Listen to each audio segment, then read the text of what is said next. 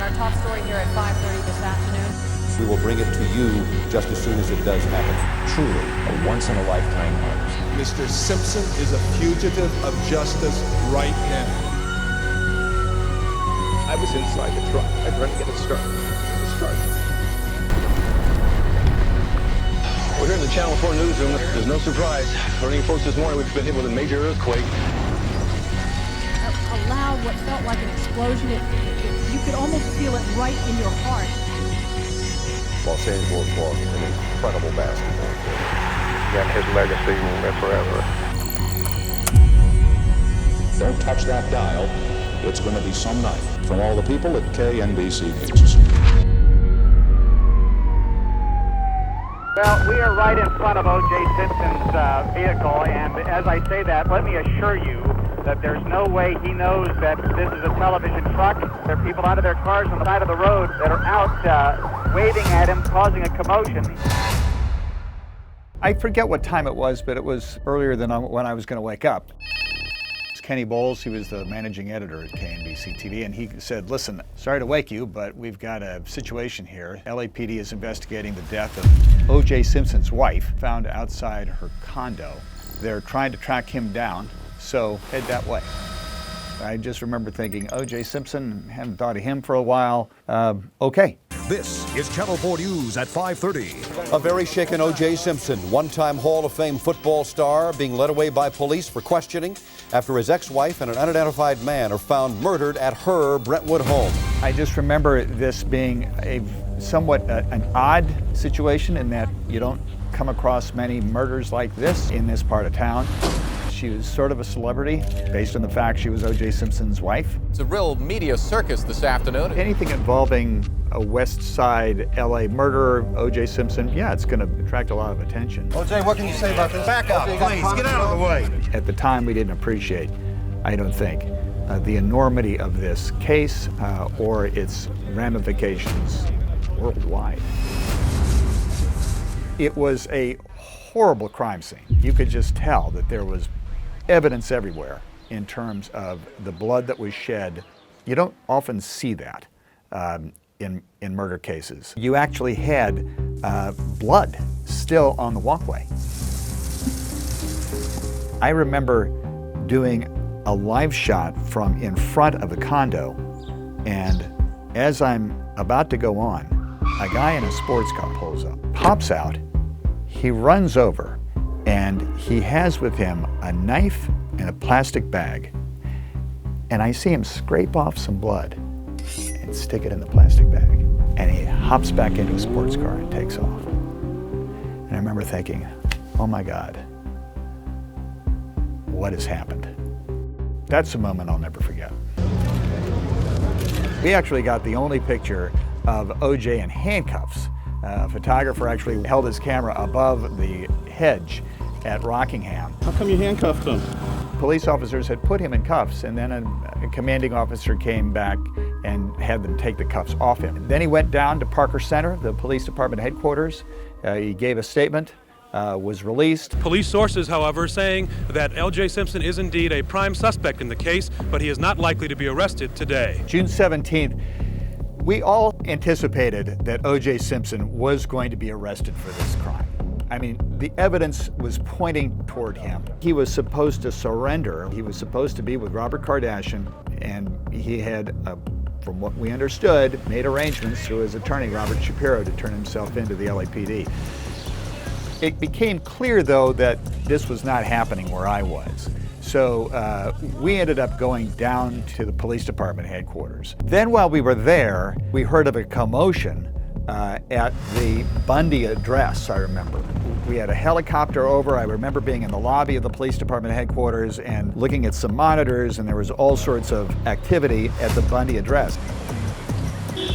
And I remembered saying, so OJ's down there? And they said, no, OJ's not there. I says, well, why is the crowd there? He said, the crowd's there because your cameras are there. That's all sort of made up. It appears that there's going to be a further delay in any kind of announcement. Nobody had any answers. The police department, the LAPD, did not have him in custody.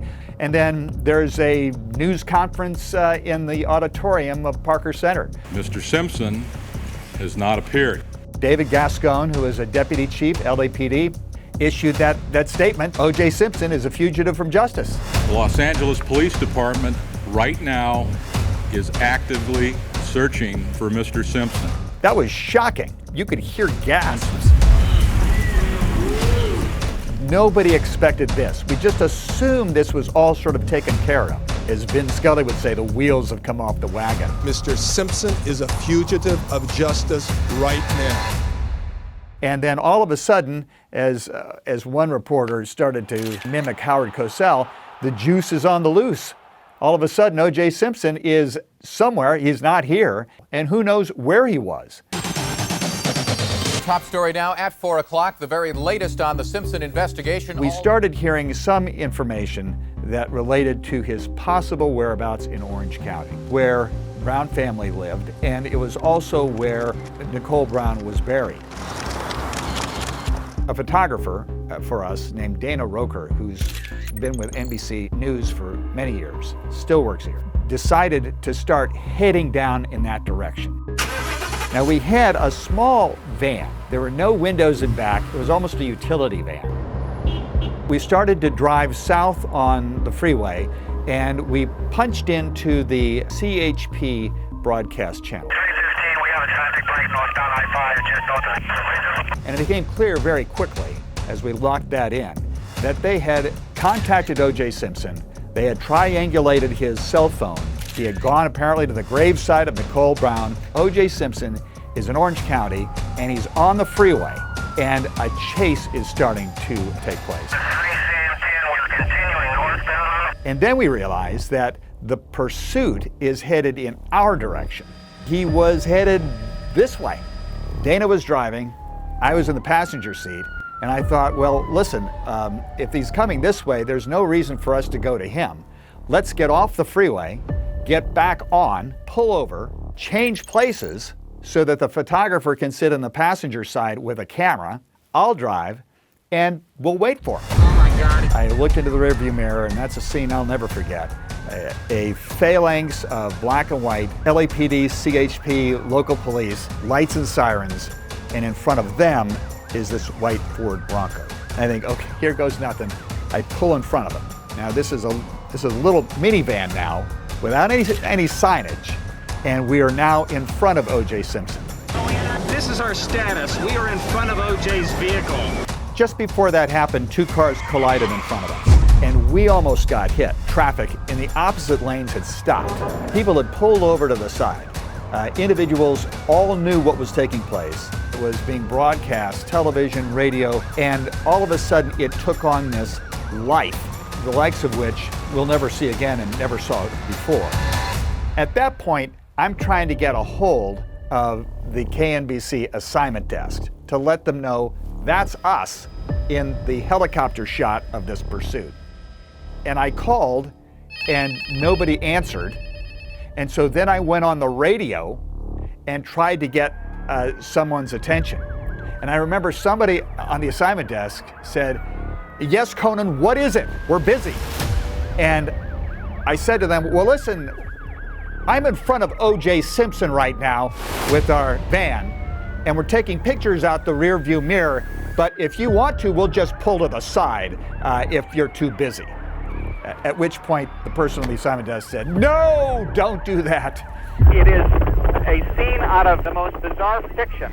This was as bizarre a scene as you will ever see on a California freeway, or any freeway. And it's something a screenwriter would have a hard time coming up with. All right, we've got Conan Nolan on the phone. Conan, can you hear me? It's a very serious situation here, and I can tell you one that is hard to believe with my own eyes. I got on the cell phone, and as I was driving, went on the air to talk about what we were seeing, and Dana Roker, in the meantime, was trying to take pictures through the rear view mirror. O.J. Simpson is in the center lane of the 91 freeway, which is completely void of automobile traffic with the exception of just a few cars. I didn't explain to either Paul or Colleen that I was actually driving. Under the vehicular code today, what I did would have been illegal. Conan, first of all, forgive us. I didn't know you were driving. I thought you were a passenger. Keep your eyes on the road. Don't look back there. And I was doing that while navigating coverage of a pursuit behind me with cars careening in front of me. So you can see there is a lot to deal with it.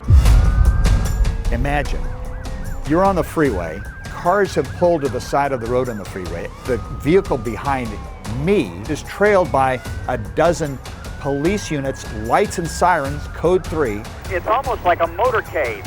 And on the opposite lanes, people have pulled to the side and cars have stopped.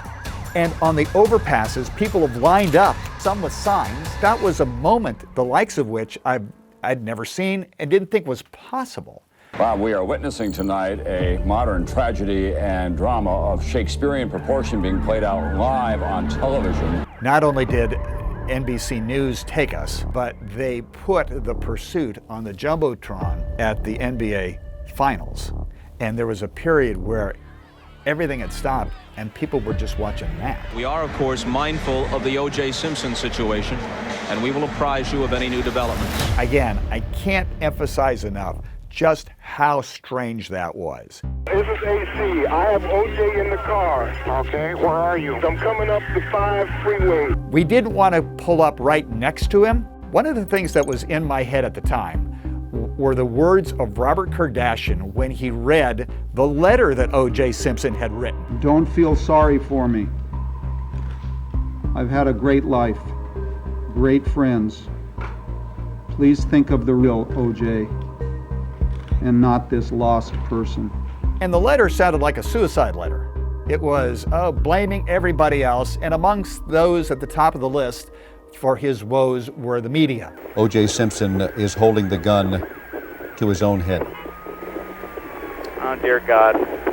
Once I learned that O.J. Simpson had a gun and was in the back seat. My concern is if we let him pass and he sees a camera. I had this vision in my head that he would see us with a camera taking his picture, and this would be the moment when he would pull the trigger. This man is suicidal. And so we took what pictures we could through the rear view mirror, and of course all you see in those pictures is AC Cowlings at the wheel with OJ in back. And so Cowlings, who was driving, was obviously trying to communicate to the police through his cell phone and through hand gestures that he wasn't trying to evade them. He was just on his way somewhere, and he was not going to be deterred. We're okay, but you gotta tell the police to just back off. He's still alive, but he got a gun to his head. At that point, I thought, this is risky for us. It's obviously risky for the police and for AC Cowlings and O.J. Simpson. I don't want to become part of the story. At that point, I decided, okay, we will let them pass. It was a matter of not wanting to make the situation any worse than it already was, not becoming part of the story. You didn't want that to happen. Conan said this, it bears repeating. We will cover this, we will report to you, but we will do everything we can. We will ensure the fact that we are not going to affect the outcome of this in any way. That was our concern. Chronicle what we can, but don't change the course of history by getting involved in the story. I realized this is it's a cultural moment. And that's what this turned out to be. It involved race, it involved celebrity, it involved wealth, and cross currents of all of those in a way that was profound, and I must say profoundly disturbing in many respects as well. It certainly pulled us apart when it came to guilt or innocence and how we perceive justice. There wasn't anything good that came from this, I'm convinced. There was nothing good that came from this. We continued to follow after they had passed. Of course, there were all sorts of other people that were following them as well. And they made their way to Rockingham. LAPD had put up yellow tape for the media not to go any farther. O.J. Simpson was going to be arrested for this crime. If you didn't know this case was special before this pursuit, you did after it. You realize that this is a case like none other. That should have given us an idea as to what we were going to see in the trial of O.J. Simpson.